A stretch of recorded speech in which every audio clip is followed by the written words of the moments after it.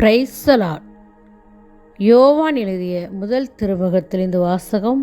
பிரிவு 2, இறை வார்த்தை 11. தம் சகோதர சகோதரிகளை வெறுப்போர் இருளில் இருக்கின்றனர், இருளில் நடக்கின்றனர். அவர்கள் எங்கு செல்கிறார்கள் என்பது அவர்களுக்கே தெரியவில்லை. ஏனெனில் இருள் அவர்களுடைய கண்களை குருடாக்கிவிட்டது. ஆம், தம் சகோதர சகோதரிகளை வெறுப்பவர்கள் இருளில் இருக்கிறார்கள். அவர்களுக்கு எங்கே போகிறோன்னா அவங்களுக்கே தெரியாத சூழ்நிலை. அவருடைய கண்கள் குருடாய் இருக்கிறது, இருளில் இருக்காங்க அப்படின்னு சொல்லி ஆண்டவர் சொல்லியிருக்காரு. இந்த நாள் நம்ம சகோதர சகோதரிகள் நம் உடன் பிறப்புகள், ஒரே தாய் வயிற்றில் பிறந்த பிள்ளைகள். நம்ம அவங்களுக்கு எதிராக ஒரு குற்றம் செலுத்துகிறோம், அவங்கள நம்ம பாவிங்கன்னு தீர்ப்பிடுறோம். அதை நம்ம செய்யவே கூடாது. அறிவிலிகளேன்னே சொல்லக்கூடாது, முட்டாளேன்னு சொல்லாத. ஏன்னா அவன் இருந்த வயிற்றுல தான் நீனும் இருக்கிற. அதே தாய் தான் உன்னையும் பெற்றெடுத்தால். அந்த உணர்வு நமக்கு இந்த நாளில் வரும். யோசேப்பு எவ்வளோ கஷ்டப்பட்டிருப்பார். தம் சகோதர சகோதரர்கள் எப்படி அவரை கொடுமைப்படுத்தி சாவின் குழியில் தள்ளிட்டாங்க.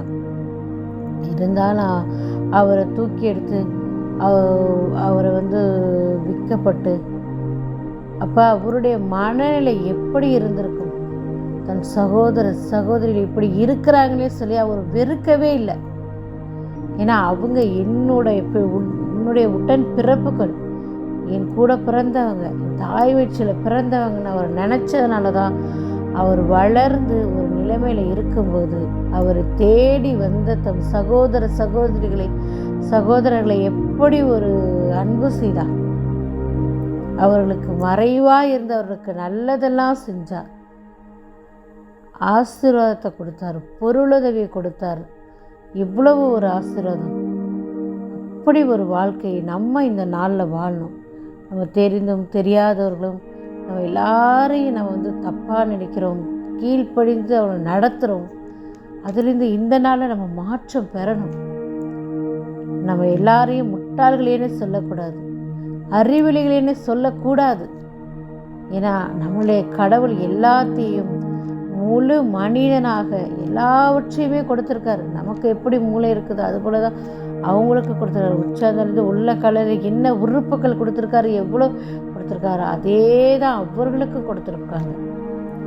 அதை நம்ம மறந்து ஒருவர் நம்ம குற்றப்படுத்தக்கூடாது, எந்த நாளையுமே சேர்க்காது.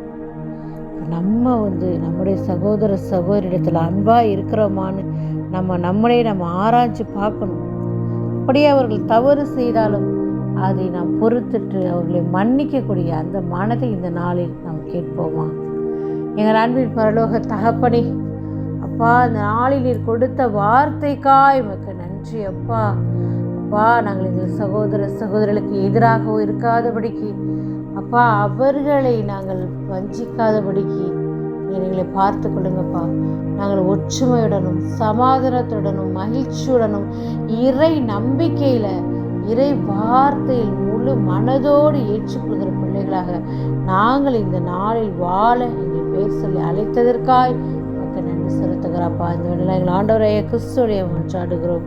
ஆமேன்.